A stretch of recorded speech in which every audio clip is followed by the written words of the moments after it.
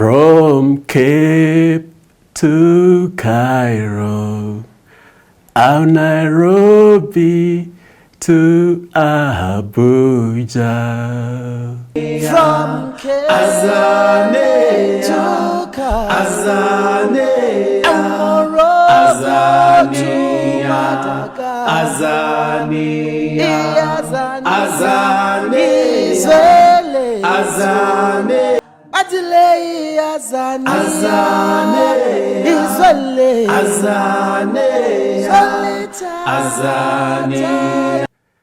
Africa is uniting and transforming and transforming.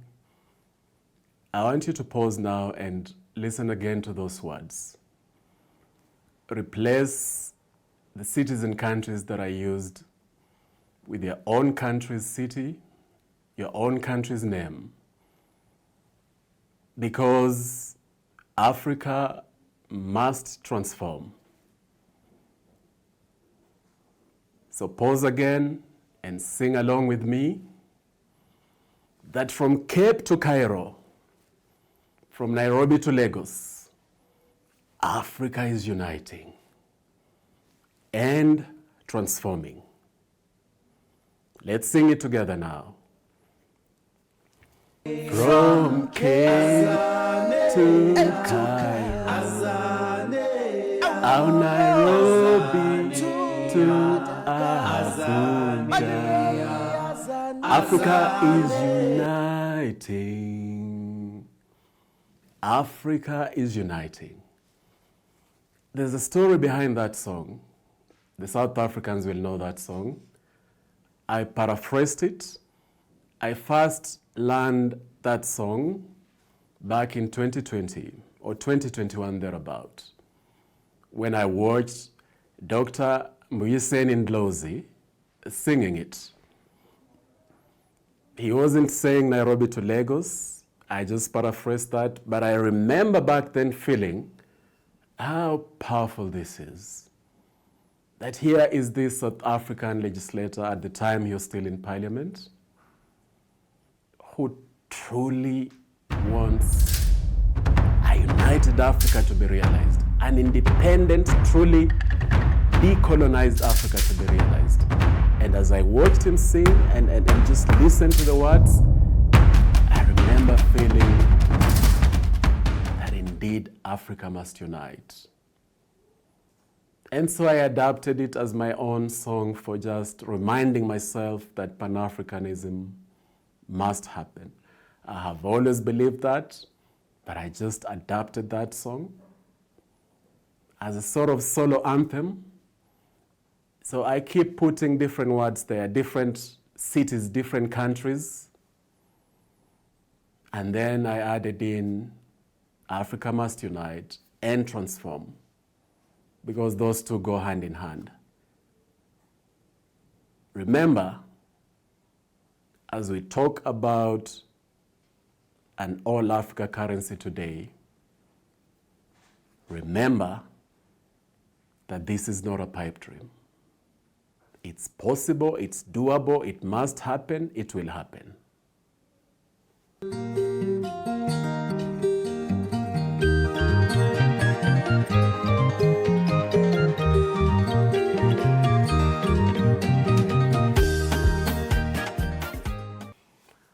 My name is DJ Bwakali, and Africa is my superpower. Welcome to African Awakening, the Pan-African show that is mobilizing Africans in the motherland and in the diaspora to unite and to transform Africa. This is your show. This is our show.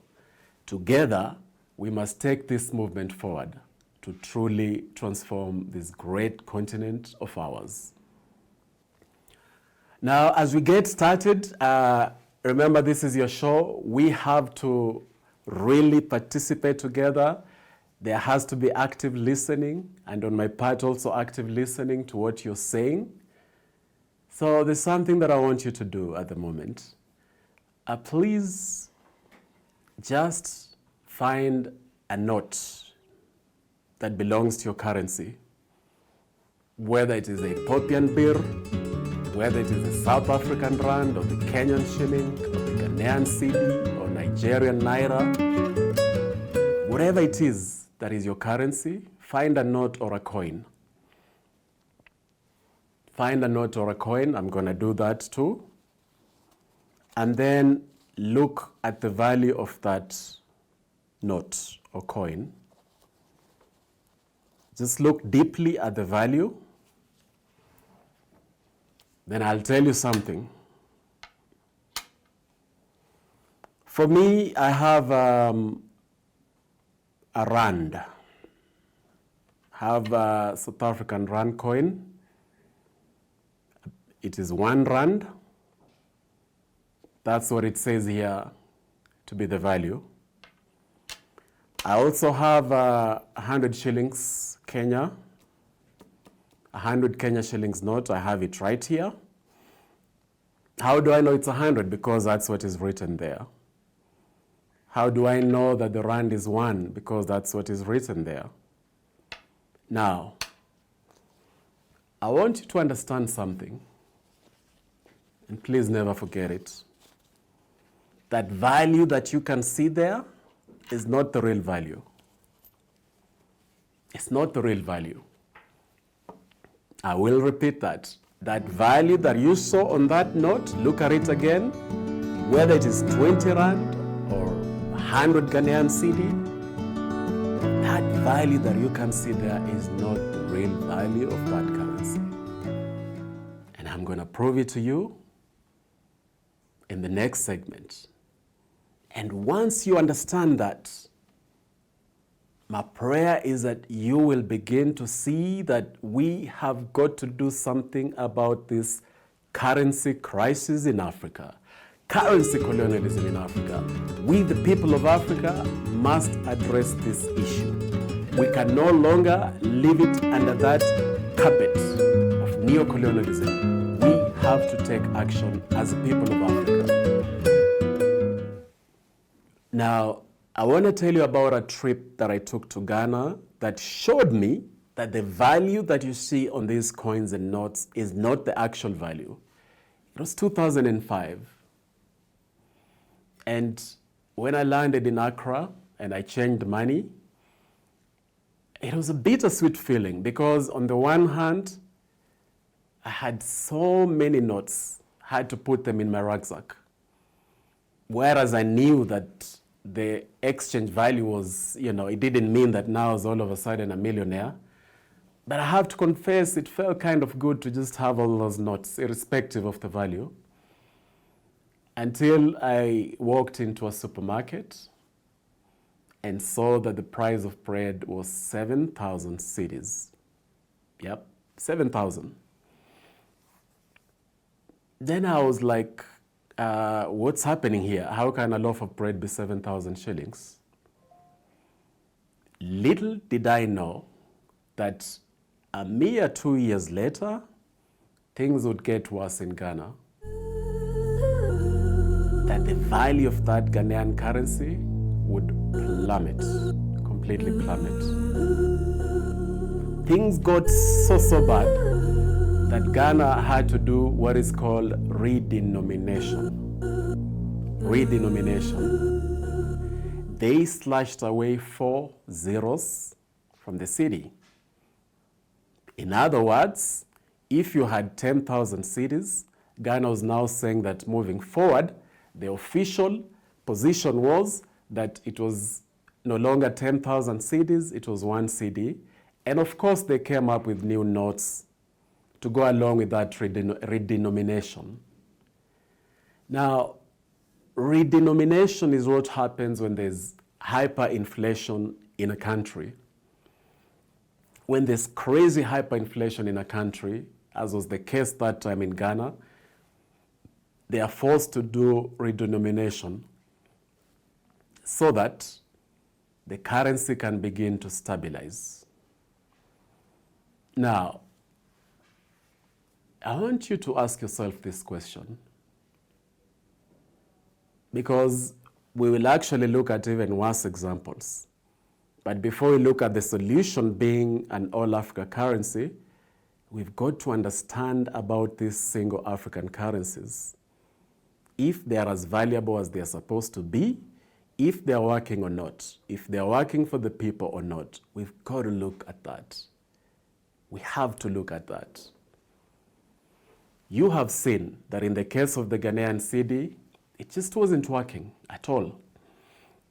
So there was that redenomination. Now, if you thought that the Ghanaian cedi all of a sudden now became very strong, you'll be shocked at what I'm going to tell you a bit later. So ask yourself this question. If the value of this currency had to be changed just like that to remove all those zeros, what's the antidote to that? What's the solution to that? Think about it. And if you are from Ghana, I need you to please share with us how it felt living through that redenomination. Did you emerge on the other side stronger or weaker? How did you feel about that? At a psychological level, how are the people affected? Please share with us, because we're here to educate each other, empower each other with knowledge. And it doesn't get any better than sharing actual experiences. And on that note, before I move on to the next segment, I would actually like to read 2 comments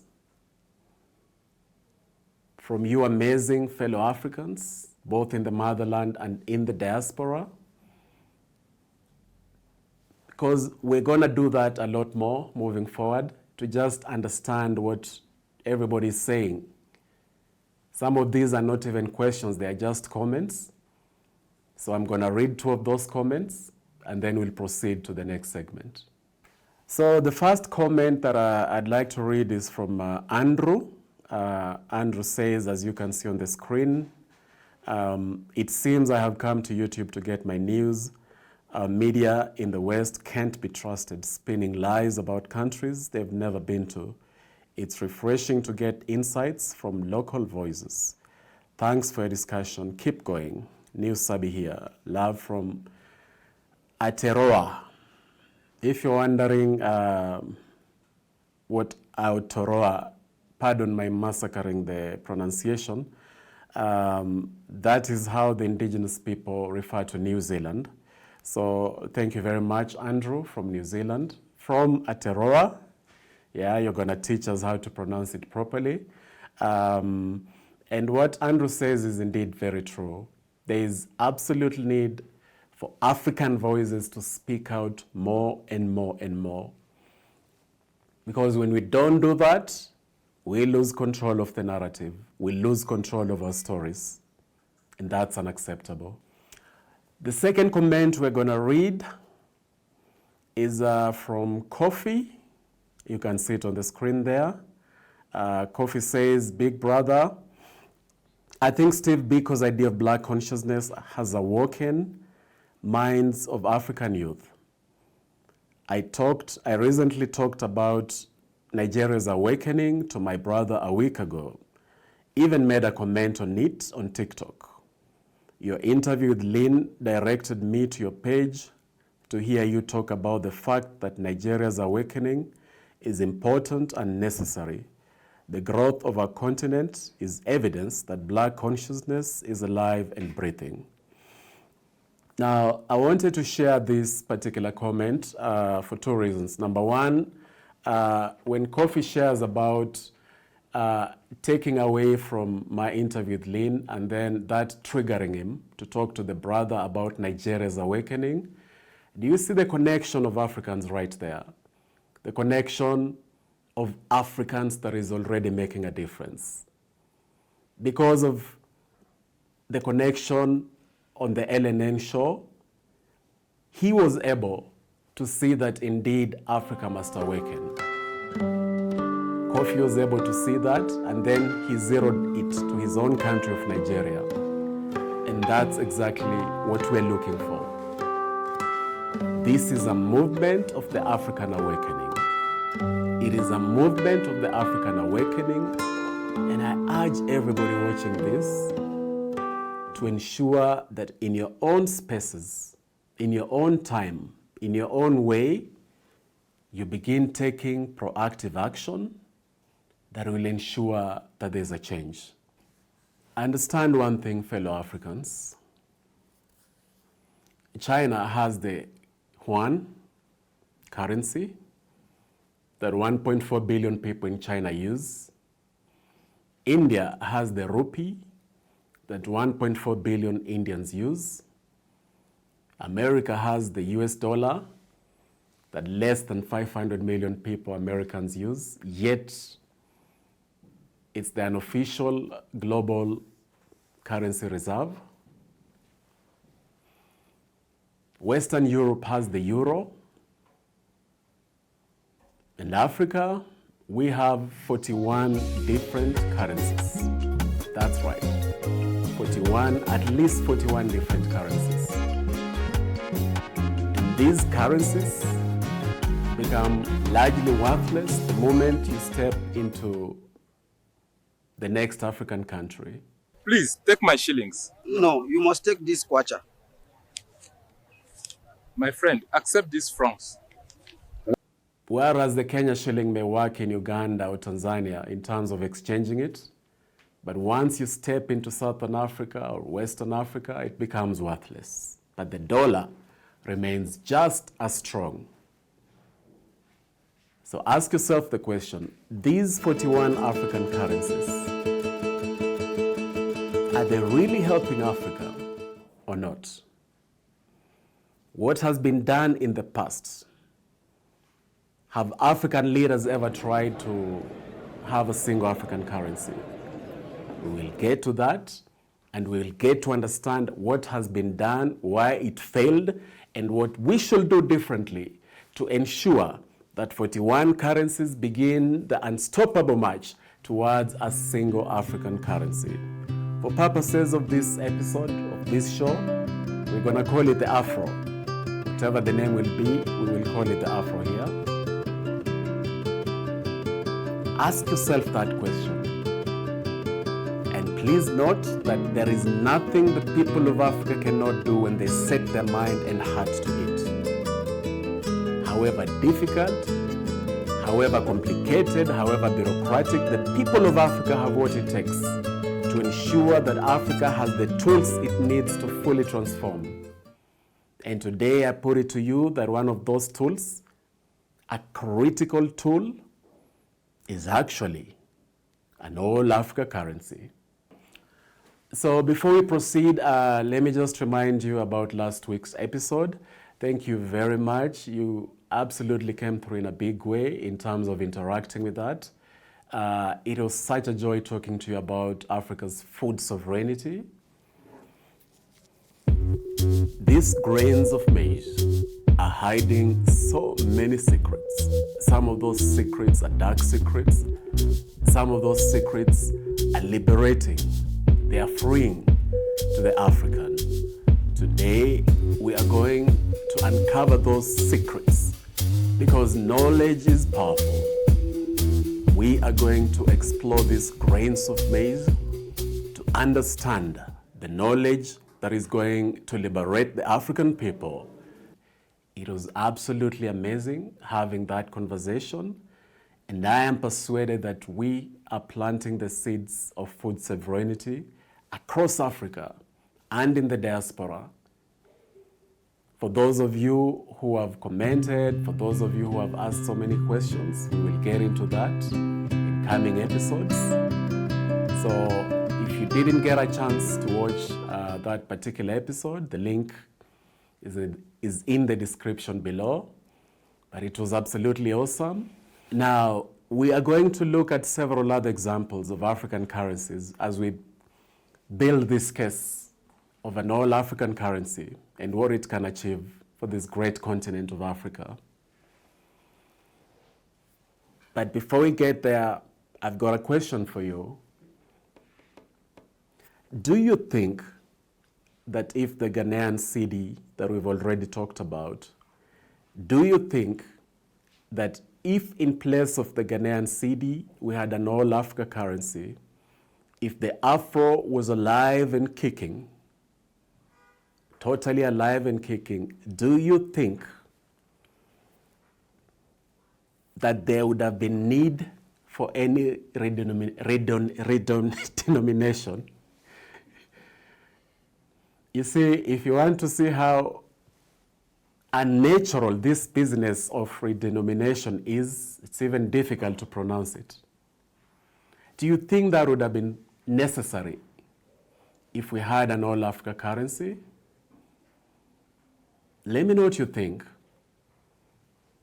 But even in this conversation, begin using that question to think deeper and a lot more critically on how an all-Africa currency can in fact protect the entire continent from so many of these financial upheavals and storms.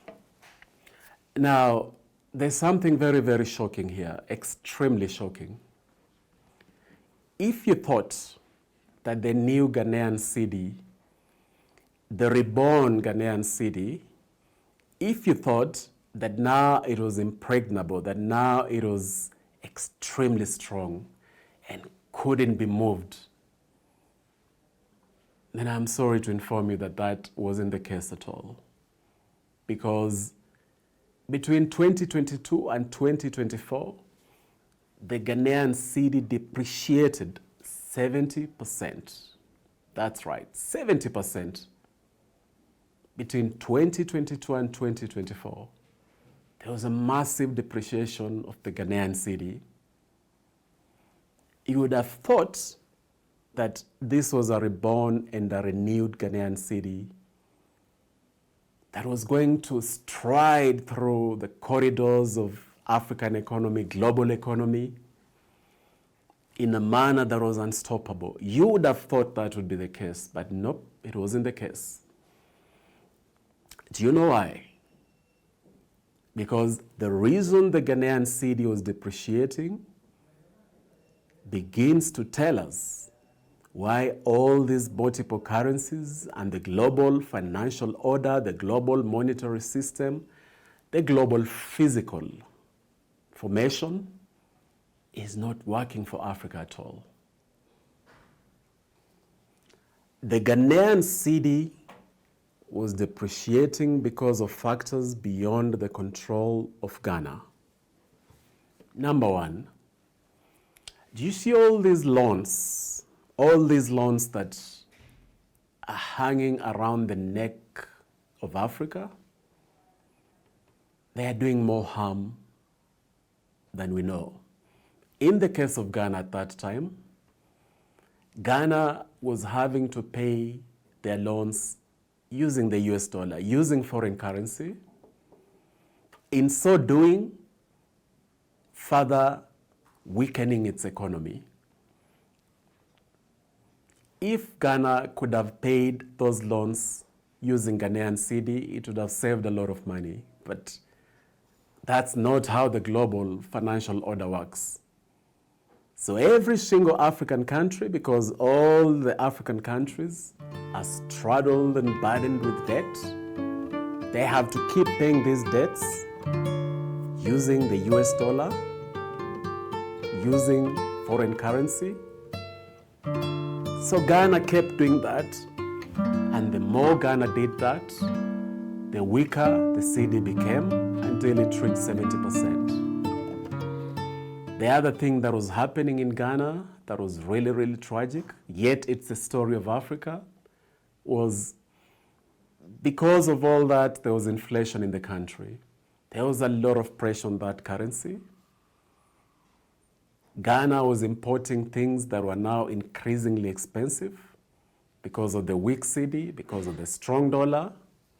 And the more that happened, the higher the inflation in the country. And all these things were combining to make this currency extremely weak. Don't you see that there's a problem? If the Ghanaian cedi is going through all this, yet barely 10 years earlier, it had a undergone a rebirth. Think about that.